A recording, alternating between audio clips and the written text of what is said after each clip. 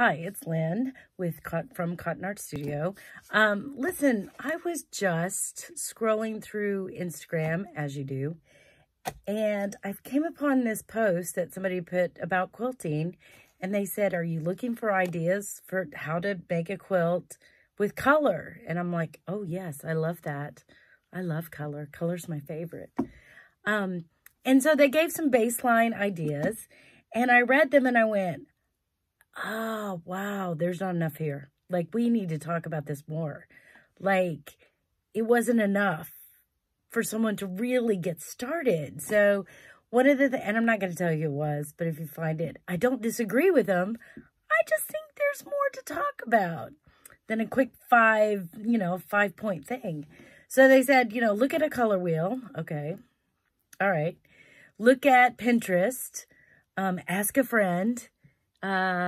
And use a whole line of fabric. And I'm like, okay, those are all great ideas. Like on the base surface level, yes, I totally agree with you. But if you just look at the color wheel, are you going to know where to start on a quilt? Because I think for a long time, like we've been asking the wrong question with quilting. And I think the question that we've been asking is, what color do you want? And I think that's the wrong question. And I just want to challenge you all, and you can disagree with me if you want, because, this is a conversation, and you can have this with me. But here's what I want to do.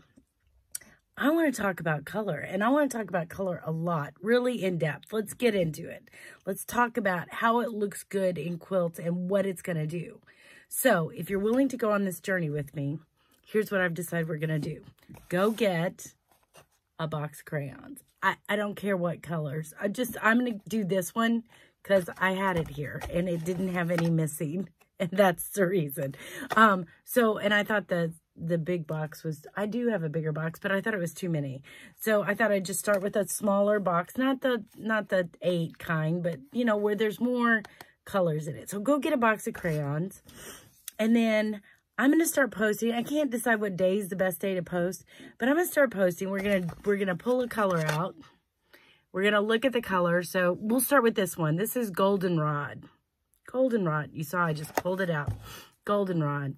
All right. So the next video that I'm going to post, we will talk about Goldenrod, and we will look at fabric that has this color in it. And then we'll talk about what other fabric can go with this color. Because if you're going to start with color, I think we need to be really specific. And it's interesting to talk about a yellow compared to talking about a blue or a green or a pink or a, magenta, whatever. So, like, I'm really interested in talking about these. And I think I'm really interested in talking about pattern and how pattern affects that. And I'm not just saying the block you choose, because that's definitely going to affect you, but also the other colors and the pattern of the fabric that you have. Because unless you're a very strict modern quilter, this goldenrod is not going to be the only color in your quilt. Goldenrod will be one of the colors, because if you pick out a fabric with this color in it, then it's going to probably have some other things in it, because it's a pattern. We buy pattern. We don't necessarily buy color. Unless you're a strict modern quilter, you're not buying all solids. And usually when you walk in the quilt store, you're not looking at just a solid fabric. You're looking at all of these designs that designers have put into fabric. So let's talk about that. I want to talk about pattern. I want to talk about the color. I want to talk about what kind of quilt you want to make. Because if you're looking to make a modern quilt, or you're looking to make a traditional quilt, or let's say you're looking to make a quilt around a theme. Like if you had, now literally this is scrap I just picked up. So if you had this, that's a theme. It's funny that it's got crayons on it, but that's a theme, right? It's a more child, it's more juvenile. So that's like a different quilt than a quilt that doesn't have crayons on it or rulers on it. So let's talk about what that means. I just think that we can spend more time really delving into color and making you all more expert than, And I think that it's hard. Okay, so they said, look at a color wheel. Okay, well, what colors go with the color you've chosen on the color wheel? That can be a whole different conversation because some are much more challenging and some aren't. So totally a different conversation. Then they said, look at Pinterest. I think you can get lost on Pinterest and waste like 3 hours.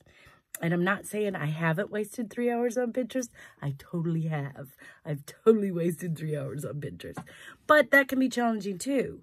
And I think if we look at that, we need to think about, okay, what on Pinterest is going to inspire us. And the other thing I think we need to look at is the other suggestion was ask a friend. Well, okay, we're friends now. Let's ask each other. Let's talk about this. So yeah, join me and we'll go on this journey. And then the other thing they said was to use a fabric line, which is great. You should use fabric lines. I think fabric lines are awesome. Definitely use those. Here's my drawback though, and just between you and I. If you use a fabric line, it's going to look like everybody else's quilt that's in that fabric line, and that's not me. That's not who I am. So if that's you, be good. You're you, do it. I think those are great. And the other problem with some of that is, by the time you see this quilt, maybe on Pinterest, maybe on some Instagram post, that fabric line's out of print. You're not going to get it. Unless it's brand new and it's just coming out and you're seeing it from a Moda or one other fabric designer, you're not going to get it. And the other problem with fabric lines are, unless you're using a jelly roll or a layer cake, which is very limited in how much fabric you get, 9 times out of 10, you go to the fabric store, the quilt shop, your favorite quilt shop, they may not have bought the whole line. So you may be only seeing 10 pieces of a 42-piece line. How do you recreate that quilt if they only bought 10 bolts?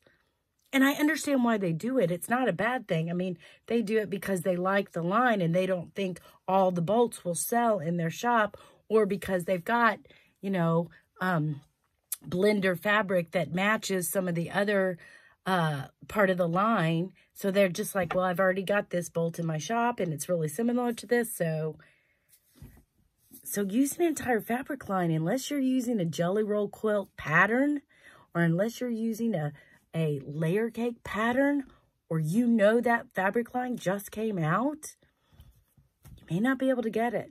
And now I'm sitting here with quite a stash. You can see I've got a few yards of fabric in my stash. So, like, I realize that. I've been collecting for a long time. I get that. But I think if we talk through some of the things on just one color at a time per week, maybe we can discover some stuff that will allow you to create that quilt without the limitations of it's got to be from this line.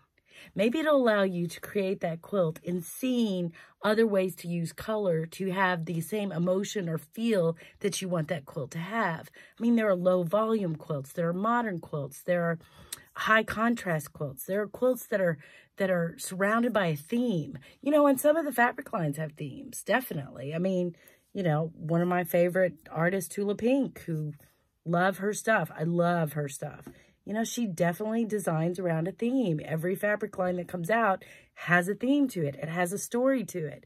And you may be able to get her entire line, but some of the other lines, you know, you may find one bolt and it's the one, you know, significant key bolt in the fabric line that's going to have all the elements, but you're missing some of those filler ones. So, I don't know. Let's do this. Let's go get box crayons.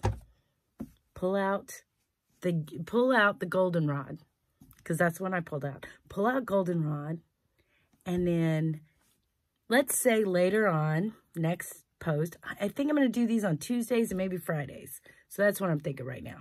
So let's say Fridays, we get together, we look at this goldenrod, and we talk through different things that are going to allow you to think about how to use this color to make a quilt. I think that's going to be interesting. That's what I'm interested in doing. And if you want to do it, join me. If you don't, you know, have a good day. It'll be great. So join me, Cotton Art Studio. If you want to join the Facebook group, Cotton Art Studio, all one word. The YouTube channel, hopefully you're on already. And we will just talk about, this is our crayon challenge with color and how to make quilts using crayons. Kind of. Anyway. All right. Like, share, and subscribe. Talk to you later.